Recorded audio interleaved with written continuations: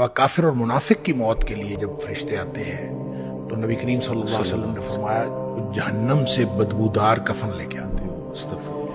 اب اس طرح ڈیوٹیاں لگ جاتی ہیں، سب بیٹھ جاتے ہیں، تو وہ جو ملک الموت ہے وہ اس کے کان میں آ کے کہتا ہے ایتھا النفس الخبیثہ، اے ناپاک روح نکلو، اخرجی باہر نکلو، الی سخط من اللہ و غضب، اللہ کی ناراضگی اور اللہ کے غضب کی طرف نکلو، اللہ کی ناراضگی اور اللہ کا غضب تیرا انتظار کر رہا ہے۔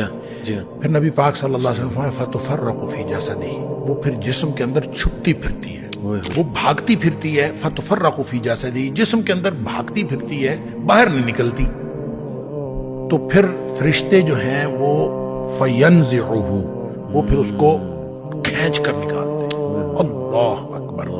اور پھر اس کی جو نبی پاک صلی اللہ علیہ وسلم نے مثال بیان فرمائی، کما ینزع السفود من الصوف المبلول، جس طرح سے گیلی اون ہو اور اس کے اندر گرم سلائی لوہے کی رکھ دی جائے اور پھر اس کو کھینچا جائے ایک طرف، ظاہر روئی وہ اون جو چمٹ جائے گی، تو اس کو ایک طرف سے کھینچیں گے تو وہ تو تار تار ہو جائے گی۔